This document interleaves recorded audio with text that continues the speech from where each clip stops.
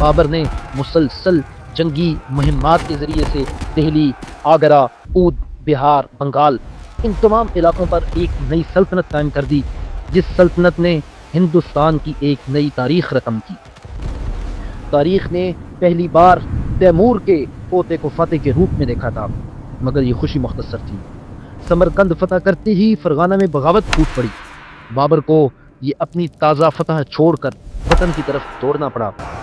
ایک طرف بابر کے صرف 12,000 سپاہی تھے تو دوسری جانب ابراہیم لودھی کا 1,00,000 کا لشکر جرار۔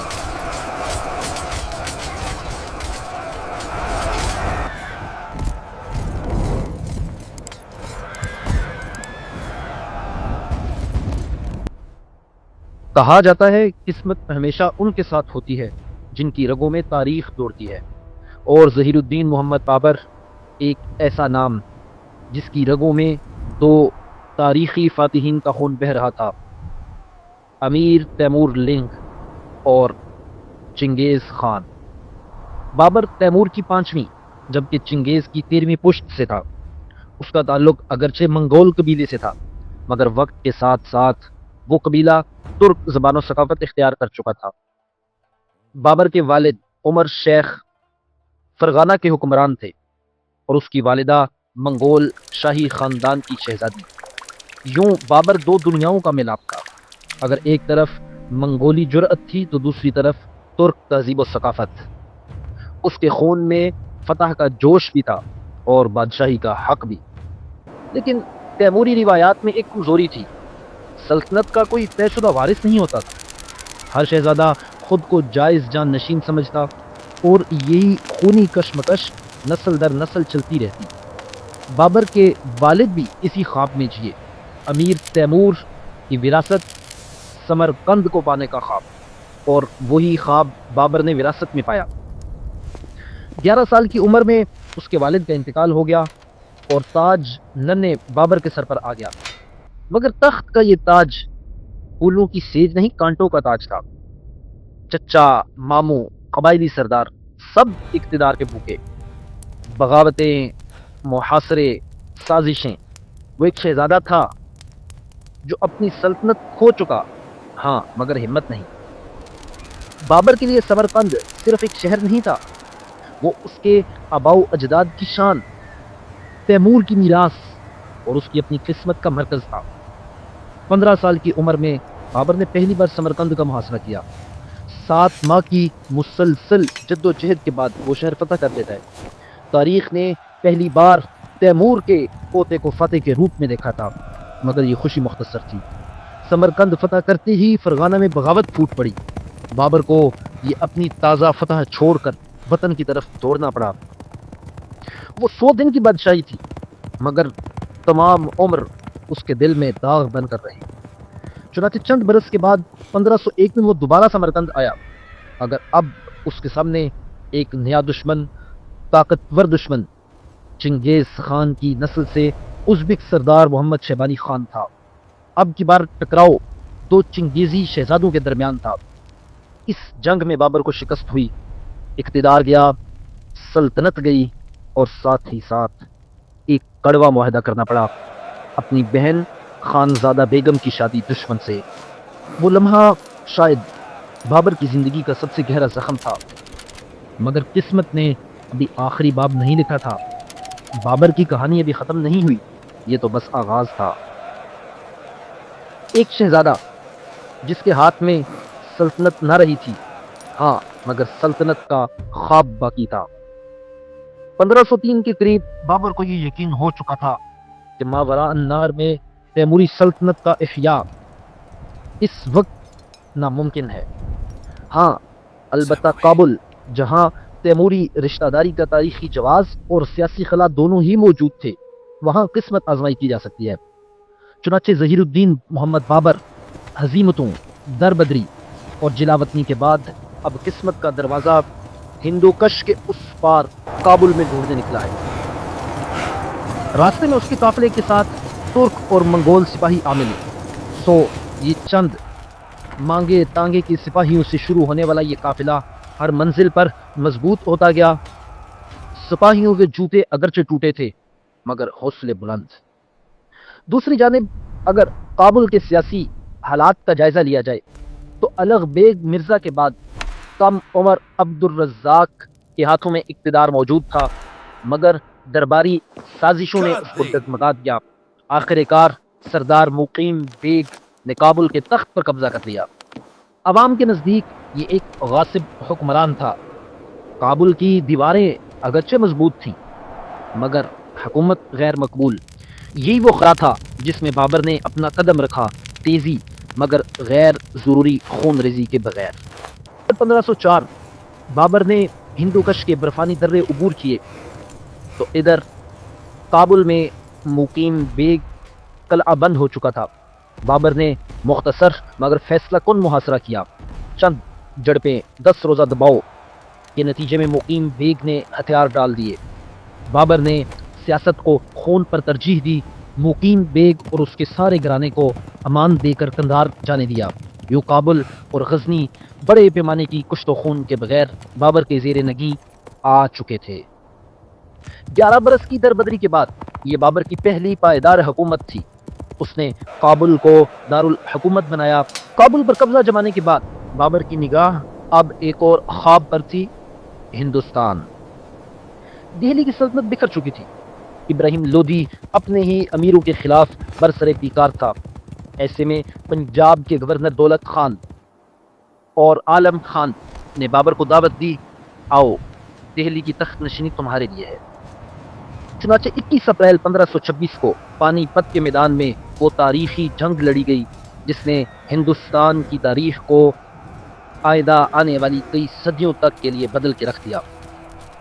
पानीपत के मैदान में एक तरफ बाबर के सिर्फ 12,000 सिपाही थे तो दूसरी जानिब इब्राहिम लोदी का 1 लाख का लश्कर जर्रार, 1000 जंगी हाथियों की मईयत।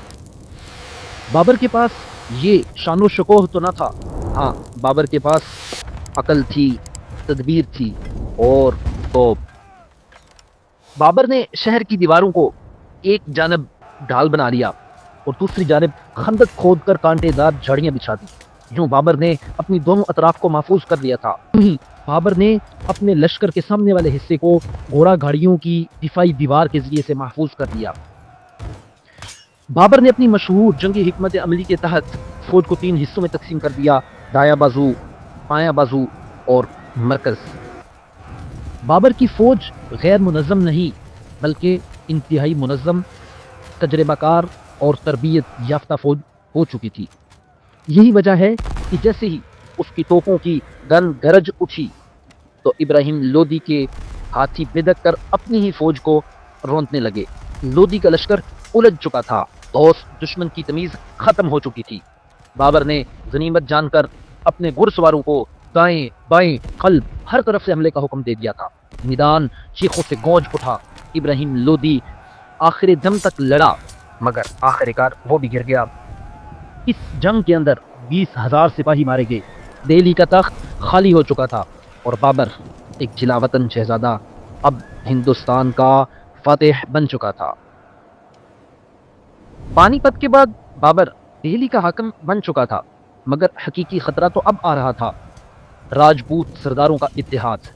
निवाड़ का राजा राणा सांगा, जिसे पूरे शुमाली हिंद के राजपूत सरदारों की हिमायत हासिल थी, उसके पास 1 लाख का लश्कर जर्रार मौजूद था, जंगी हाथी भी मौजूद थे।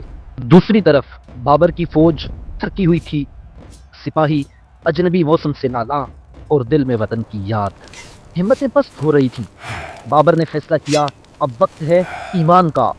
उसने हमेशा के लिए शराब पीना छोड़ दिया, मैं के मटके तोड़ डाले और अपनी फौज को जमा करके एक बलबला अंगेज खिताब किया। सिपाहियों, जिंदगी खुदा के हाथ में है, मौत से मत डरो, जब तक जान बाकी है कुफ्फार से लड़ते रहो। लश्कर में बलबला जिहाद छा गया और यूं खानवा का मारिका शुरू हुआ। बाबर ने इस मैदान में भी पानीपत की जंगी तरकीब दोहराई। राणा सांगा के पास अगरचे एक कसीर तादाद में सिपाही मौजूद थे, जंगी हाथी भी मौजूद थे, मगर तोपों की गन गरज से राजपूत लश्कर के दिल दहल गए دھواں، چیخیں، گمسان کا رن۔ رانا سانگا زخمی ہوا، بے ہوش ہو کر میدان سے نکالا گیا۔ راجپوت اتحاد ٹوٹ چکا تھا۔ بابر کی دوسری بڑی فتح تاریخ میں درج ہو چکی تھی۔ خود بابر لکھتا ہے کہ یہ میری زندگی کی سخت ترین جنگ تھی، مگر اسی جنگ نے مغلیہ اقتدار کو دوام بخشا۔ رانا سانگا کی شکست کے بعد اگرچہ راجپوت سرداروں کا زور ٹوٹ چکا تھا، البتہ کچھ سردار ایسے موجود تھے جو ابھی تک بغاوت کر رہے تھے۔ میدانی راؤ نے چاندیری کے قلعے میں خود کو محفوظ کر کے بابر کے خلاف علم بغاوت بلند کر دیا۔ چنانچہ بابر نے بغیر وقت ضائع کیے جنوری 1528 میں چاندیری کا محاصرہ کیا۔ شدید مزاحمت کے بعد بابری سپاہیوں نے اپنی توپوں کا درست استعمال کرتے ہوئے قلعے کو فتح کر لیا۔ میدانی راؤ ہار گیا اور شمالی ہند میں راجپوت مزاحمت کا آخری ٹمٹماتا چراغ بھی بجھ چکا تھا۔ 4 برس 4 عظیم جنگیں، پانی پت، خانوا، چاندریری اور گھاگرا۔ 1526 سے 1529 تک بابر نے مسلسل جنگی مہمات کے ذریعے سے دہلی، آگرہ، اودھ، بہار، بنگال، ان تمام علاقوں پر ایک نئی سلطنت قائم کر دی، جس سلطنت نے ہندوستان کی ایک نئی تاریخ رقم کی۔ مسلسل جنگوں کے ذریعے جہاں بابر کا جسم تھکنے لگا تھا، وہیں قسمت نے اسے ایک اور آزمائش میں ڈال دیا، ایک باپ کی آزمائش۔ آگرہ کے محل میں ہمایوں، اس کا بڑا بیٹا، سخت بیمار ہو گیا۔ علاج ناکام، حکیم مایوس اور ایک باپ بے بس۔ کہتے ہیں محبت وہ قوت ہے جو انسان کو خود اپنی جان دینے پر بھی راضی کر دیتی ہے۔ چنانچہ بابر نے بھی یہی فیصلہ کر لیا کہ اگر زندگی دینی ہے تو اپنے بیٹے کی محبت میں۔ اس نے اپنے مخصوص عقیدے کے مطابق ہمایوں کے بستر کے گرد 3 چکر لگائے اور دل کی گہرائیوں سے دعا مانگی، اے خداوند عالم، اگر زندگی کسی کی قربانی سے مل سکتی ہے تو میری جان لے لے اور میرے بیٹے کو بچا لے۔ مورخین لکھتے ہیں جس دن بابر نے یہ دعا مانگی، اسی دن ہمایوں کی سانسیں سنبھلنے لگی اور بابر خود بیمار پڑ گیا۔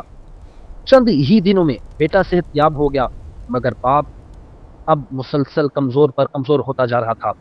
بابر نے اپنے جان سے پیارے بیٹے کے لیے اپنی زندگی قربان کر دی، خاموشی سے، بغیر بتائے۔ بابر کی حالت اب روز بروز بگڑتی جا رہی تھی، مگر وہ ایک فاتح تھا، آخری لمحے تک سنجیدہ اور پرعزم۔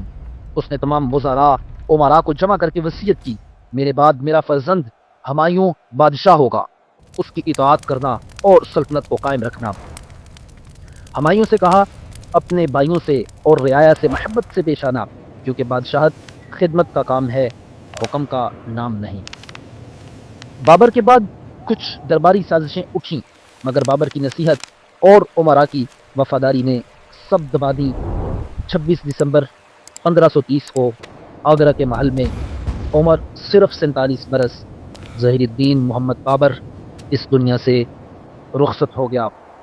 ظہیر الدین محمد بابر کو پہلے آگرہ کے قریب دفن کیا گیا، مگر چونکہ اس نے خود وصیت کی تھی کہ مجھے میرے کابل کے باغ میں دفن کیا جائے، جہاں ہوا صاف ہو، آسمان کھلا ہو اور درختوں کے سائے میں میری روح کو سکون ملے۔ چنانچہ چند برس کے بعد اس کی میت کو کابل منتقل کیا گیا، اس کے محبوب باغ میں جسے اس نے خود بنوایا تھا۔ آج وہی مقام باغ بابر کہلاتا ہے۔